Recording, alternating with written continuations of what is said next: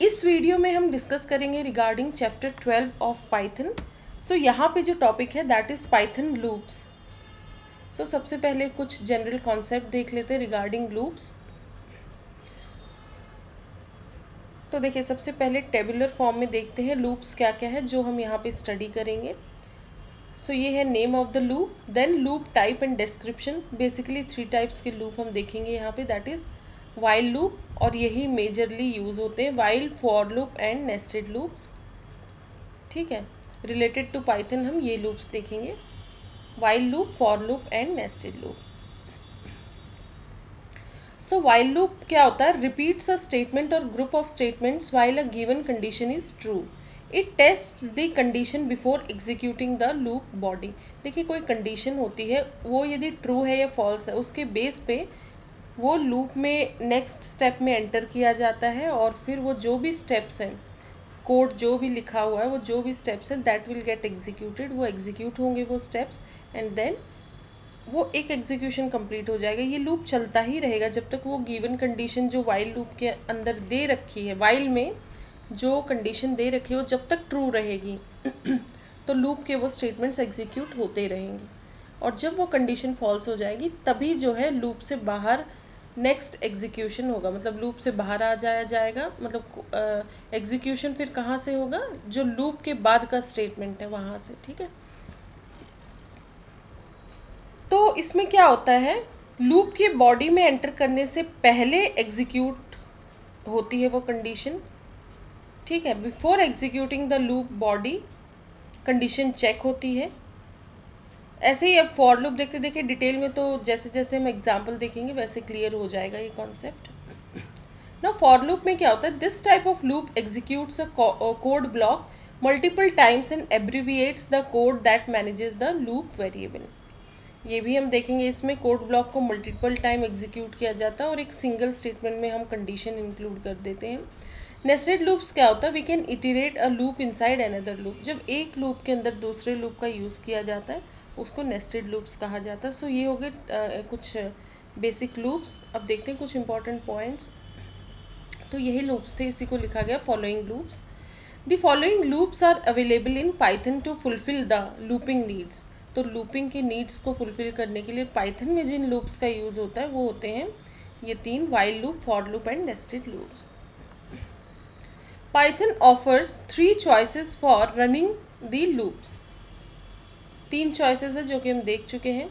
The basic functionality of all the techniques is the same, although the syntax and the amount of time required for checking the condition differ. इसमें क्या होता है देखिए, तीनों का basic functionality तो definitely same ही होगी, looping का ही काम है। मतलब सेम कोड को जब तक कंडीशन ट्रू है वो एग्जीक्यूट होता रहेगा, वो लूप के जो स्टेटमेंट्स हैं that will keep on getting executed, वो तब तक एग्जीक्यूट होंगे जब तक कंडीशन फॉल्स नहीं हो जाती। बस फ़र्क कहाँ रहता है? सिंटैक्स का फ़र्क है सब में, ये जो लूपिंग स्टेटमेंट्स हम यूज़ करेंगे, और किस में कितना टाइम लग रहा है उस कंडीशन को चेक करने के लिए, इसमें बस डिफरेंस है। बाकी बेसिक फंक्शनैलिटी तो लूपिंग की ही है ना, सेम सेट ऑफ कोड को एग्जीक्यूट कराना जब तक कंडीशन ट्रू चल रही है, फॉल्स होते ही लूप से बाहर आके नेक्स्ट स्टेटमेंट एग्जीक्यूट हो जाता है। नाउ नेक्स्ट देखते हैं। We can run a single statement or set of statements repeatedly using a loop command. loop command का बेसिकली जो पर्पस होता है वो यही रहता है, या तो एक सिंगल स्टेटमेंट को आप रिपीटेडली चला रहे होते हैं या फिर सेट ऑफ स्टेटमेंट्स, लेकिन इसमें रिपीटिशन का कॉन्सेप्ट होता है लूपिंग में। बार बार कोड नहीं लिखना पड़ेगा हर कंडीशन के लिए, बस एक बार लिख दिया, कंडीशन जब तक ट्रू है वो एग्जीक्यूट होता रहेगा। The following sorts of loops are available in the Python programming language. तो Python में 3 टाइप के loops हैं, ऑलरेडी हम देख चुके, while loop, for loop and nested loops. Now loop control statements देखते हैं क्या है। Statements used to control loops and change the course of iteration are called control statements. तो ये हर चीज़ जो है, एग्जाम्पल देखेंगे हम क्या आउटपुट आएगा तो उससे आपको और अच्छे से क्लियर हो जाएगा। तो थ्योरी पे अभी बहुत ज़्यादा ध्यान देने की ज़रूरत नहीं है, सारे स्टेटमेंट आप एक बार एग्जाम्पल देख लेंगे, फिर दोबारा से यदि वीडियो में बैक करके इन स्टेटमेंट को रीड करेंगे बहुत इजीली आपको क्लियर हो जाएगा। बट मैं यहाँ क्योंकि थ्योरी भी मैंने इंक्लूड की है ताकि आपको थ्योरी प्रैक्टिकल दोनों साथ में आप नोट कर सके और कॉन्सेप्ट अच्छे से क्लियर हो सके। सो स्टेटमेंट्स यूज टू जो लूप्स को कंट्रोल करने के लिए स्टेटमेंट्स यूज होते हैं और इटरेशन के कोर्स को चेंज किया जा सके। जो बार बार जो रिपीटिशन हो रहा है ना, उसके कोर्स को यदि हम कुछ चेंज करना चाह रहे हैं तो उनको कंट्रोल स्टेटमेंट कहा जाता है। All the objects produced within the local scope of the loop are deleted when execution is completed. जितने भी objects जो प्रोड्यूस हुए थे जब तक वो लूप चल रहा था, लोकल स्कोप तक था, मतलब उसका स्कोप लोकल ही था, लूप तक ही था। जैसे ही लूप से बाहर आएंगे, मतलब एग्जीक्यूशन कंप्लीट हो गया उन ब्लॉक्स का, लूपिंग प्रोसेस एंड हो गई, तो उन सबको डिलीट कर दिया जाता, वो जितने भी ऑब्जेक्ट्स थे। नेक्स्ट पॉइंट है, Python provides the following control statements. We will discuss them later in detail. अभी थोड़ा सा ब्रीफ में देख लेंगे, बहुत शॉर्ट में, और लेटर डिटेल में मतलब आगे की वीडियोस में हर एक टॉपिक को हम डिटेल में भी कवर करेंगे। यहाँ पे समझ लीजिए लूपिंग का एक इंट्रोडक्टरी चैप्टर है ये इन जनरल, बाकी हर एक लूप को हम बहुत डिटेल में भी देखेंगे आगे।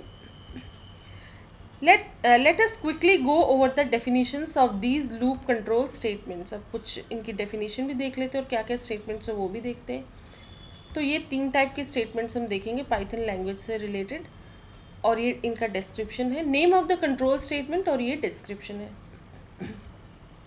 नाउ जो इटरेशन चल रहा होता है उसको 3 स्टेटमेंट से हम कंट्रोल कर सकते हैं। ब्रेक स्टेटमेंट मतलब उस इटरेशन को बिल्कुल बीच में ही ब्रेक कर देना, कि ऐसी कोई कंडीशन आएगी तो ब्रेक हो जाएगा।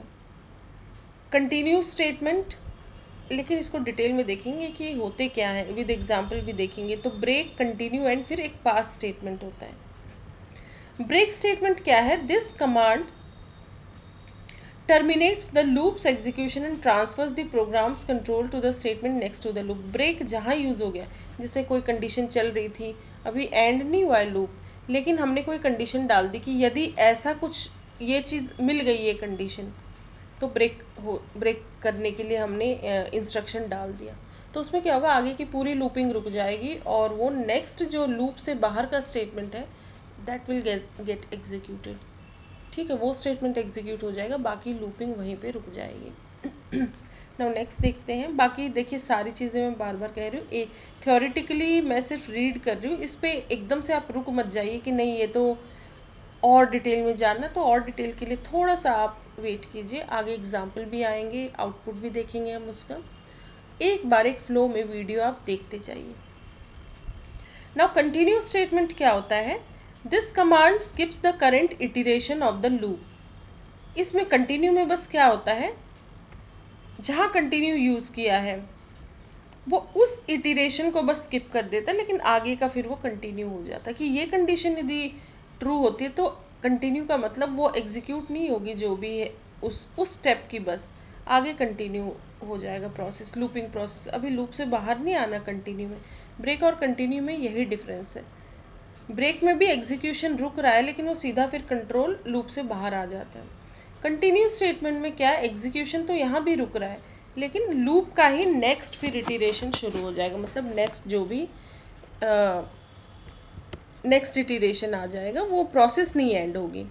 Now the statements following the continue statement are not executed once the Python interpreter reaches the continue statement.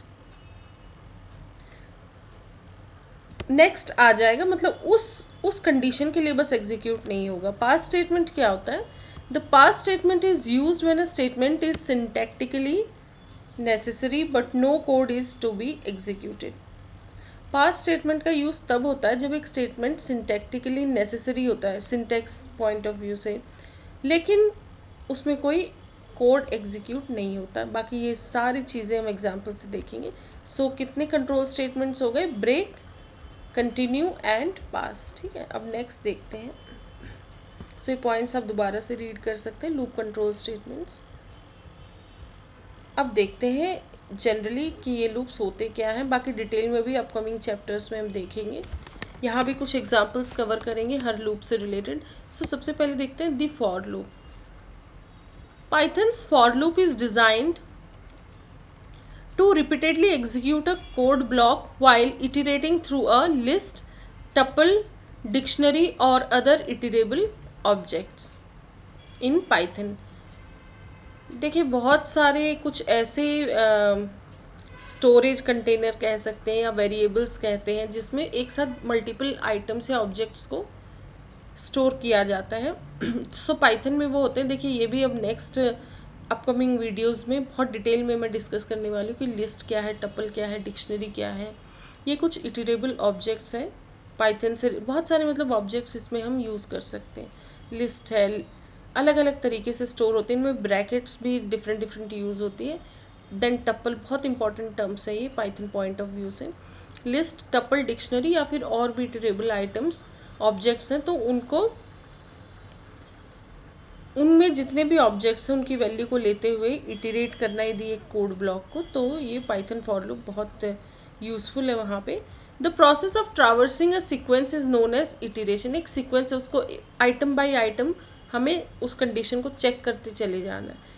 एक बार एक आइटम उठाए, फिर second item, third item. Suppose एक लिस्ट है उसमें 10 आइटम्स है, हम सारी कंडीशन सबका चेक करेंगे कि ये क्या ये ट्रू है, हर ऑब्जेक्ट के लिए चेक करेंगे, तो उसी को इटरेशन कहा जाता है। एक सीक्वेंस को ट्रावर्स करना। सिंटेक्स क्या रहेगा फॉर लूप का? फॉर, फिर एक वैल्यू, इन, जो भी सीक्वेंस है। ये जनरल सिंटेक्स है, एग्जाम्पल से सारी चीज़ें क्लियर होंगी। फिर ये यहाँ पे कोड एग्जीक्यूट हो जाएगा।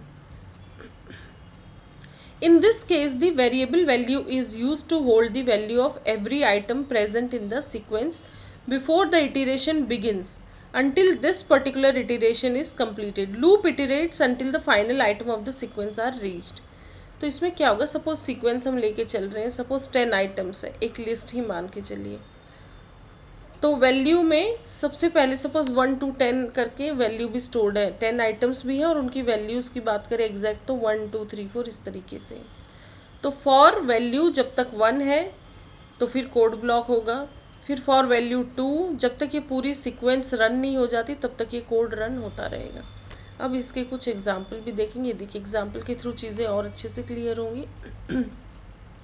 ये रहा code. Python program to show how the for loop works. Now creating a sequence which is a tuple of numbers. अब टपल क्या होता है, ये बहुत इंपॉर्टेंट कॉन्सेप्ट है, अभी इस पर बहुत ज़्यादा ध्यान मत दीजिए। बस इसमें समझ लीजिए कि जो डाटा स्ट्रक्चर यूज़ होते हैं टू स्टोर आइटम्स, ये भी एक तरीके से आइटम्स को स्टोर करने के लिए यूज़ होता है टपल। ये आगे अपकमिंग वीडियोस में बहुत ही जल्दी आपको मैं डिटेल में ये टॉपिक डिस्कस करूँगी। टपल हो गया, लिस्ट, डिक्शनरी, जितने भी जो मल्टीपल आइटम्स जहाँ पे स्टोर कर सकते हैं। सो नंबर्स करके सपोज एक वेरिएबल हो गया, ये एक टपल हो गया। इसमें टपल में बहुत सारे आइटम्स एक साथ आ सकते हैं, ठीक है। और ये कौन सी ब्रैकेट यूज़ होती है टपल में? ये वाली, दिस वन, स्क्वायर ब्रैकेट्स। ये भी इसका हर एक की अपनी अलग अलग ब्रैकेट है। डिक्शनरी की अलग है, टपल की अलग है, लिस्ट की अलग है।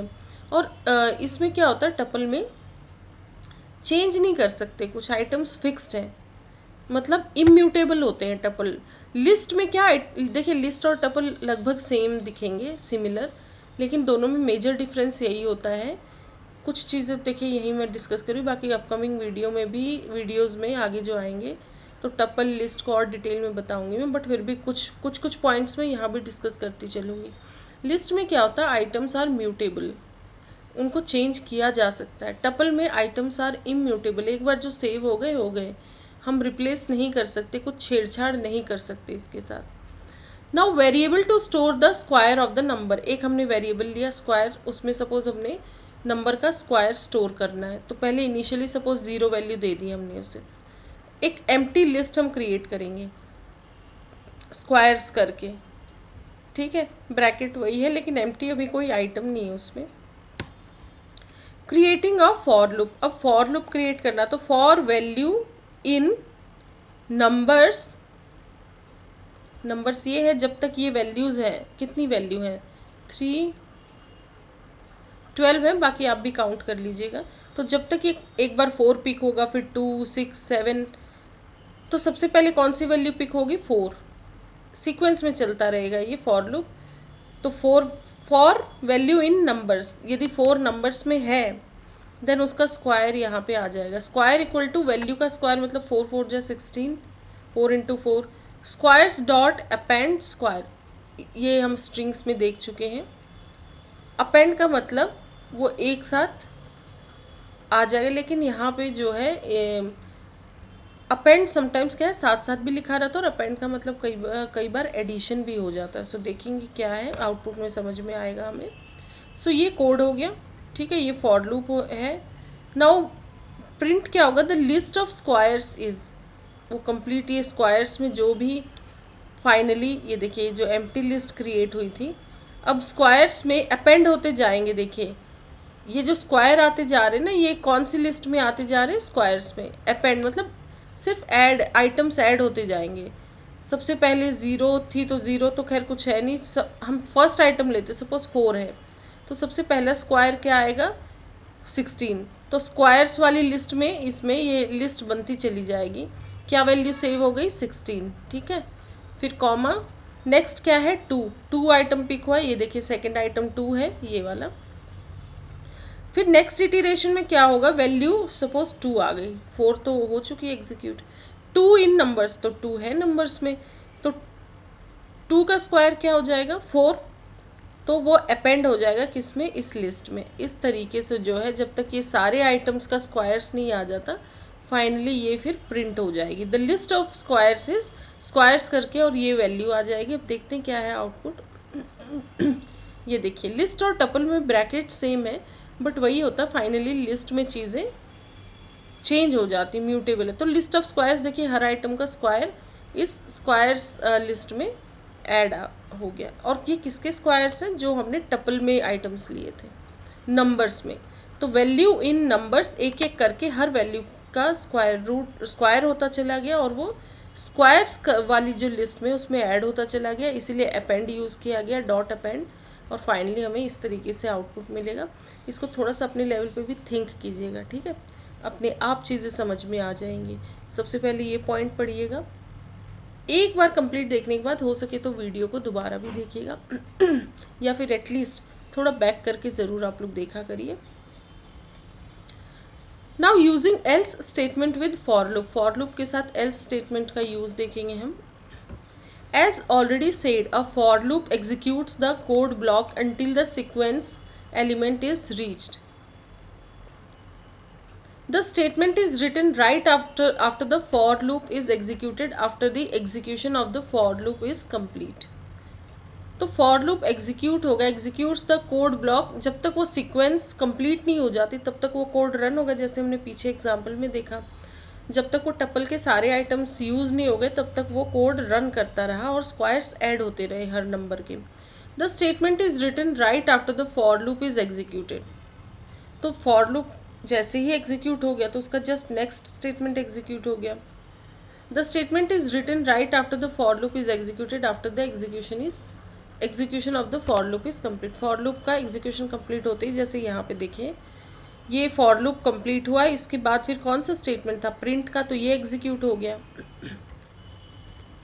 Only if the execution is complete does the else statement comes into play. It won't be executed if we exit the loop और if an error is thrown. पूरा जो लूपिंग का जो प्रोसेस है वो कंप्लीट एग्जीक्यूट होने के बाद ही, यदि वो कंप्लीट हो रहा तभी एल्स स्टेटमेंट का यूज़ होगा। अदरवाइज यदि बीच में ही एग्जीक्यूशन रुक गया या कोई एरर आ गया तब फिर एल्स स्टेटमेंट में जो भी कंटेंट है दैट वोंट गेट एग्जीक्यूटेड, उसका फिर एल्स का कोई रोल नहीं रह जाता है। It won't be executed if you exit the loop और if an error is thrown. Now here is a code to better understand if else statements. तो एक कोड देखेंगे इफ एल्स स्टेटमेंट्स को अच्छे से समझने के लिए। सो सपोज ये एक एग्जाम्पल है, Python program to show how if else statements work. देखते देखिए साथ साथ कमेंट्स इसलिए यूज है ताकि आप लोग को इजीली अंडरस्टैंड हो सके, अपने लेवल पे भी आप एक कोड को अंडरस्टैंड कर सकें। So Python program to show how if else statements work. So देखते हैं यहाँ पे सपोज स्ट्रिंग है, string equal to Python loop, हमने ये कुछ सेव कर दिया स्ट्रिंग में। इनिशिएटिंग अ लूप, लूप को इनिशिएट करेंगे तो for S in a string, इस स्ट्रिंग में यदि एस है क्या, नहीं है। Given a condition in if block, if S equal to O, if S in a string, वो एग्जीक्यूट होता रहेगा, फिर बीच में कंडीशन चेक होगी कि जब s की वैल्यू o आए जिस लूप में मतलब जिस इटरेशन में, तब ये चीज़ प्रिंट हो जाएगी। और यदि o के अलावा कुछ है, इसीलिए देखिए एल्स स्टेटमेंट आ गया। If condition is not satisfied, मतलब ये चीज़ नहीं है, s इक्वल टू o नहीं है, कुछ और है, l हो सकता है, p हो सकता है, then else block will be executed, else print s, बाकी जो वैल्यू है वो प्रिंट हो जाएगी। ठीक है, सपोज p है तो p प्रिंट हो जाएगा, मतलब बाकी अल्फ़ाबेट्स ऐसे के ऐसे आ जाएंगे, सिर्फ o के टाइम पे क्या प्रिंट होगा, इफ ब्लॉक। तो ये कोड एक बार आप अपने लेवल पे समझिएगा, बाकी मैंने अपनी तरफ से कोशिश की है समझाने की। ठीक है, एक एक वर्ड बाय वर्ड यहाँ पे चेक होगा। जब o जहाँ पे होगा देन इफ ब्लॉक प्रिंट हो जाएगा, एल्स o नहीं है कुछ और है, देन जैसे p y t h n है, फिर l है, फिर से p है, तो वहाँ वो लेटर ऐसे का ऐसे प्रिंट हो जाएगा, प्रिंट s। बाकी देखते हैं एग्जीक्यूशन में क्या आता है। देखिए पाइथन लूप था ना, तो p था तो लेटर ऐसे एल्स वाला स्टेटमेंट एग्जीक्यूट हो गया, p, फिर y भी o नहीं है, कंडीशन फॉल्स है, h, फिर जहाँ o आ गया, देखिए पाइथन में s में सीक्वेंस में चलते चलते फॉर लूप में अब o की बारी आई, जैसे ही o आया तो वो चेकिंग होगी यहाँ पे इस कंडीशन की, तो इफ ब्लॉक प्रिंट हो गया। ठीक है, o की जगह इफ ब्लॉक आ गया, देन n, फिर पाइथन लूप है l, फिर o फिर से आया तो इफ ब्लॉक प्रिंट हो गया। ठीक है, बाकी स्टेटमेंट ऐसे कैसे। सो एक बार फिर से जो है एग्जाम्पल देखिए और अपने लेवल पे इसको अंडरस्टैंड करने की कोशिश कीजिए। हो सके तो आप लोग ना अपने लेवल पे थोड़ा बहुत राइट करके भी देखिएगा कोड, और अपने लेवल पे उसे अंडरस्टैंड करके देखिए, या फिर एग्जीक्यूट करके देख सकते हैं आप।